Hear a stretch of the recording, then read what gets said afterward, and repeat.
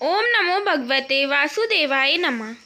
तो भक्तों, आज सुनाएंगे फागुन मास शुक्ल पक्ष आमल की एकादशी व्रत कथा, जिसके श्रवण मात्र से व्रत का पूरा पूरा फल प्राप्त होता है और साथ ही श्री हरि विष्णु की कृपा भी प्राप्त होती है। तो सुनाते हैं आमल की एकादशी कथा।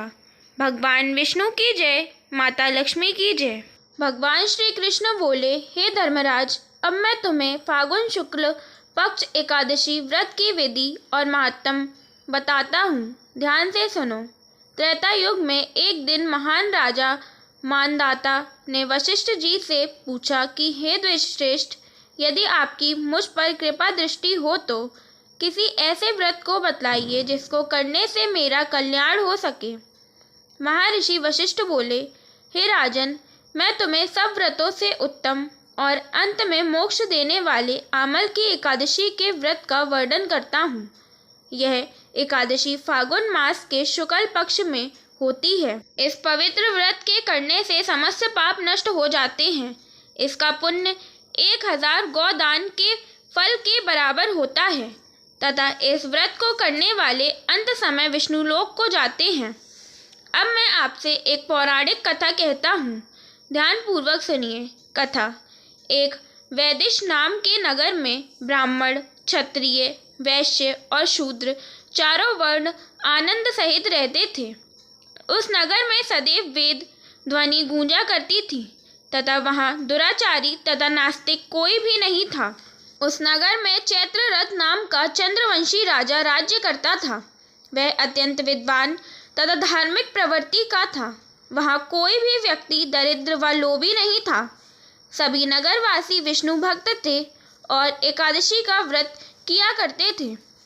एक समय फागुन मास के शुक्ल पक्ष की आमल नामक एकादशी आई।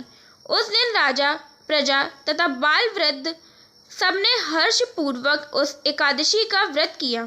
राजा अपनी प्रजा के साथ मंदिर में जाकर पूर्ण कुंभ स्थापित करके धूप, दीप, निवेद, पंचामृत आदि से धात्री का पूजन करने लगे और इस प्रकार स्तुति करने लगे, हे धात्री, तुम ब्रह्मा स्वरूप हो। तुम ब्रह्मा जी द्वारा उत्पन्न हो और समस्त पापों को नष्ट करने वाली हो। तुमको नमस्कार है। अब तुम अर्घ स्वीकार करो। तुम श्री रामचंद्र जी द्वारा सम्मानित हो। मैं आपकी प्रार्थना करता हूँ, अतः आप मेरे समस्त पापों का हरण करें। उस मंदिर में सबने रात्रि को जागरण किया। रात के समय वहाँ एक बहेलिया आया जो अत्यंत पापी और दुराचारी था। भूख और प्यास से अत्यंत व्याकुल वह बहेलिया इस जागरण को देखने के लिए मंदिर में एक कोने में बैठ गया और विष्णु भगवान तथा एकादशी महात्म्य की कथा सुनने लगा। इस प्रकार अन्य मनुष्यों की भांति उसने भी सारी रात जागकर बिता दी। प्रातःकाल होते ही सब लोग अपने अपने घर चले गए तो बहेलिया भी अपने घर चला गया। कुछ समय बीतने के पश्चात उस बहेलिये की मृत्यु हो गई, मगर उस आमल की एकादशी के व्रत तथा जागरण से उसने राजा विदुरथ के घर जन्म लिया और उसका नाम वसुरथ रखा गया। युवा होने पर वह चतुरंगिणी सेना के सहित तथा धन धान्य से युक्त होकर 10,000 ग्रामों का पालन करने लगा। वह तेज में सूर्य के, कांति में चंद्रमा के, वीरता में भगवान विष्णु के और क्षमा में पृथ्वी के समान था। वह अत्यंत धार्मिक, सत्यवादी, कर्मवीर एवं विष्णु भक्त था। एक दिन वह शिकार खेलने के लिए गया। देवयोग से वह मार्ग भूल गया और उसी वन में एक वृक्ष के नीचे सो गया। थोड़ी देर बाद पहाड़ी मलेच्छ वहां पर आ गए और राजा को अकेला देख मारो मारो शब्द कहते हुए राजा पर टूट पड़े। वह मलेच्छ कहने लगे, इस दुष्ट राजा ने हमारे माता, पिता, पुत्र, पौत्र आदि अनेक संबंधियों को मारा है, अतः इसको अवश्य मारना चाहिए। ऐसा कहकर वे मलेच्छ उस राजा को अनेक प्रकार के अस्त्र शस्त्र से प्रहार करने लगे। वे सब अस्त्र शस्त्र राजा के शरीर पर गिरते ही नष्ट हो जाते और उनका वार पुष्प के समान प्रतीत होता। अब उन मलेच्छों के अस्त्र शस्त्र उल्टा उन्हीं पर प्रहार करने लगे, जिससे वे मूर्छित होकर गिरने लगे। उसी समय राजा के शरीर से एक दिव्य स्त्री उत्पन्न हुई। वह स्त्री अत्यंत सुंदर होते हुए भी उसकी भ्रुकुटी टेढ़ी थी। उसकी आंखें से लाल लाल अग्नि निकल रही थी, जिससे वह स्वयं महाकाली के समान प्रतीत होती थी। वह स्त्री मलेच्छों को मारने दौड़ी और थोड़ी ही देर में उसने सब मलेच्छों को काल के गाल में पहुंचा दिया। जब राजा सोकर उठा तो मलेच्छों को मरा हुआ देखकर सोचने लगा, इन शत्रुओं को किसने मारा है? इस वन में मेरा कौन हितैषी रहता है? राजा ऐसा विचार कर ही रहा था कि आकाशवाणी हुई, हे राजा, इस संसार में विष्णु भगवान के अतिरिक्त कौन तेरी रक्षा कर सकता है? इस आकाशवाणी को सुनकर राजा अपने राज्य में आ गया और सुखपूर्वक राज्य करने लगा। महर्षि वशिष्ठ बोले, हे राजन, यह आमल की एकादशी के व्रत का प्रभाव था। जो मनुष्य इस आमल की एकादशी का व्रत करते हैं, वे प्रत्येक कार्य में सफल होते हैं और अंत में विष्णु लोक को जाते हैं। फलाहार, इसमें आंवलों का सागर लेना चाहिए। आंवले से बने पदार्थ एवं दूध, आलू, फल आदि ले सकते हैं। एकादशी व्रत में इस कथा को सुनने से व्रत का पूर्ण फल प्राप्त होता है। तो अब सुनेंगे एकादशी व्रत की आरती। ओम जय एकादशी, जय एकादशी, जय एकादशी माता। विष्णु पूजा व्रत को धारण कर शक्ति मुक्ति पाता। ओम जय एकादशी माता, तेरे नाम गिनाऊं देवी, भक्ति प्रदान करनी मैया, भक्ति प्रदान करनी। गुण गौरव की देवी माता, शास्त्रों में वरनी। ओम जय एकादशी माता, मार्गशीर्ष के कृष्ण पक्ष में उत्पन्ना होती मैया, उत्पन्ना होती।